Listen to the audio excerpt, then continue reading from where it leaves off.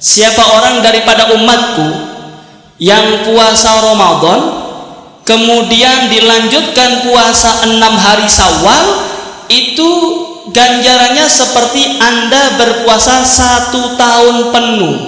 Setahun ganjarannya dihitung ambil Gusti Allah, cuma ditambah 6 dino tok, 6 hari aja.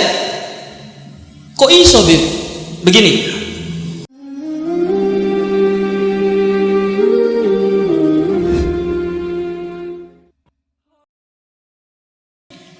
Kita nih ketika ibadah puasa Ramadan, kita kepingin tahu ya, ini puasa kita nih diterima atau ditolak oleh Allah Subhanahu wa Ta'ala. Kepingin tahu amal kita di dalam bulan Ramadan, puasa kita diterima atau tidak, itu ada tanda-tandanya.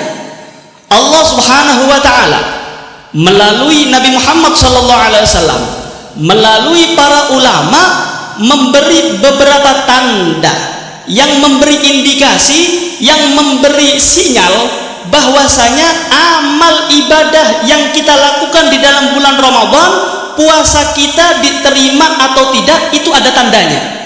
Ada tandanya. Di antaranya Imam Ibnu Rajab Al-Hambali di dalam kitabnya Lataiful Ma'arif, beliau mengatakan begini: di antara tanda puasa kita diterima oleh Allah Subhanahu wa Ta'ala atau tidak, begini: anna muawadatus siyam ba'da siyami Ramadan alamatun ala qabuli shaumi Ramadan.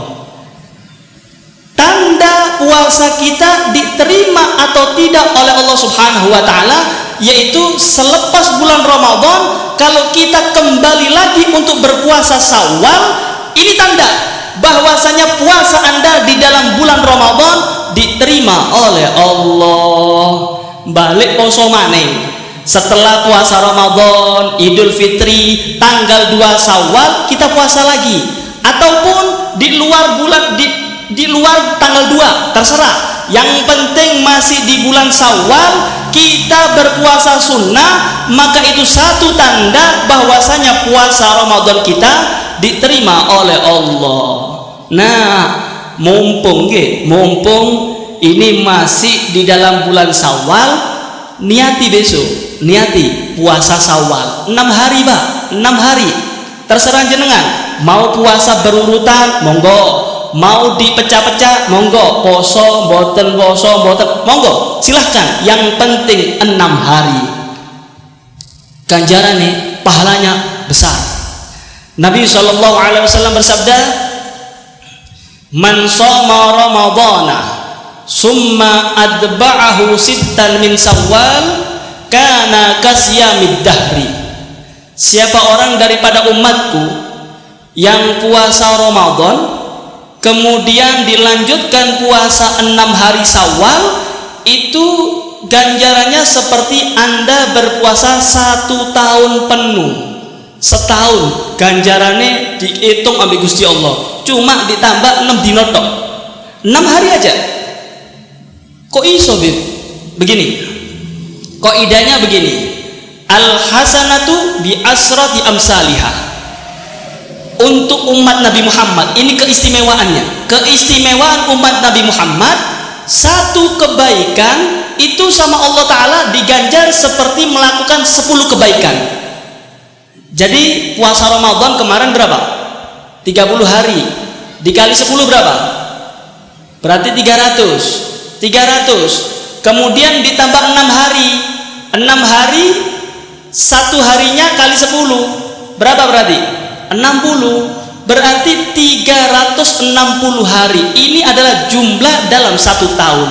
Anda puasa Ramadan kemudian ditambah 6 hari puasa Syawal, itu ganjarannya dicatat oleh Allah Ta'ala seperti Anda telah berpuasa selama 1 tahun.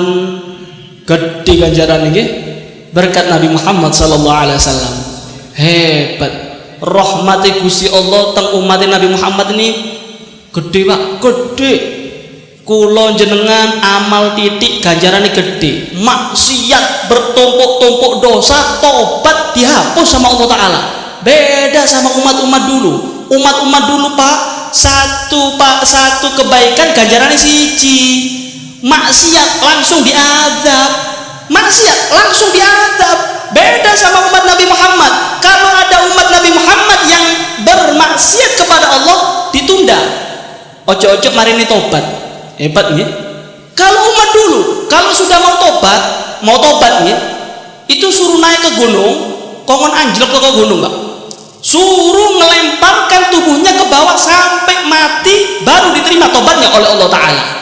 Tapi umat Nabi Muhammad, nikmat kulon jenengan, nikmat puluhan tahun maksiat tenggusi Allah, dengan sekejap niati taubatan nasuha, ndak mau ngulangi lagi, tobat kepada Allah, benar-benar tobat, langsung dihapus sama Allah Ta'ala. At-taib minad danbi kaman la danbalah. Orang yang tobat, benar-benar tobat daripada maksiat, kata Nabi Muhammad, kaman la danbalah, seperti umatku yang tidak ada dosanya, dihapus oleh Allah Ta'ala. Berkat siapa? Nabi Muhammad sallallahu alaihi wasallam. Nikmat nggih. Itu tanda kalau puasa kita diterima oleh Allah Subhanahu wa taala. Lalu tanda selanjutnya, tanda bahwasanya puasa kita ditolak oleh Allah Ta'ala. Naudzubillah min dzalik nggih. Tanda puasa orang Islam yang ditolak oleh Allah Ta'ala yaitu ketika di dalam bulan Ramadan dia telah merencanakan untuk bermaksiat kepada Allah. Merencanakan, nanti kalau selesai bulan Ramadan aku tak maksiat.